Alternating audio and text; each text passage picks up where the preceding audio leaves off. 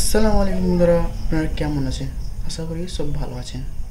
তো বন্ধুরা, অনেকজন ভাবছো কি শফিকের ভিডিও আসবে কি আসবে না।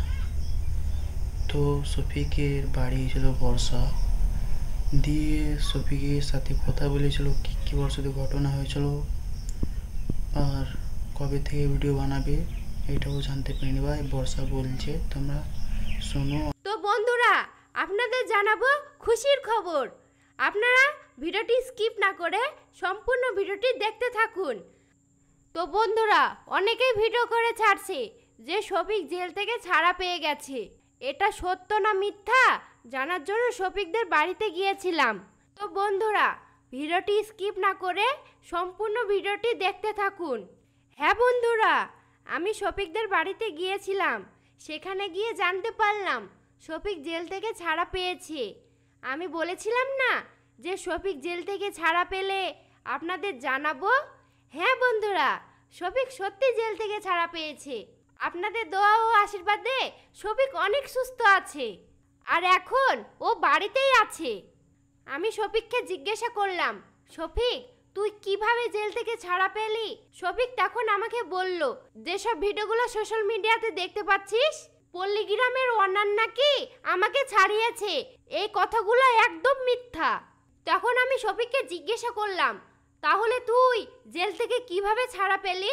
তখন আমাকে শফিক বলল, আমার নামে যে কেসটা করা হয়েছিল টাকা দিয়ে মেটানোর মতো কেস না, তাই আমাদের দুই ফ্যামিলি একতা হয়ে মীমাংসা করে কেসটা তুলে নিয়েছে। তো বন্ধুরা, আরেকটা খুশির খবর, শফিক আর তারা আবার এক হয়ে গেছে।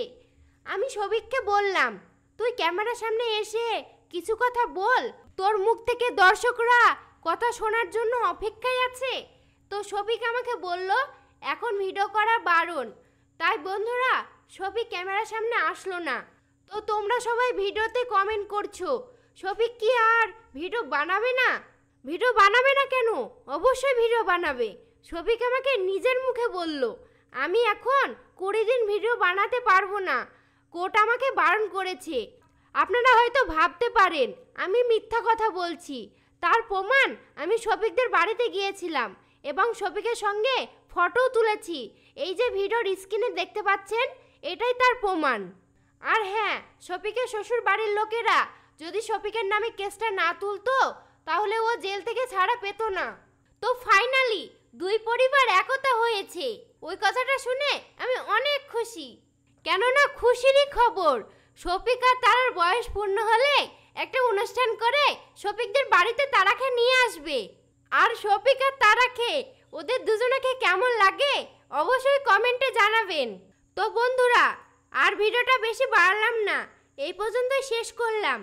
তো আমাদের ইউটিউবে যারা নতুন ভিডিও দেখছেন চ্যানেলটিকে অবশ্যই সাবস্ক্রাইব করবেন।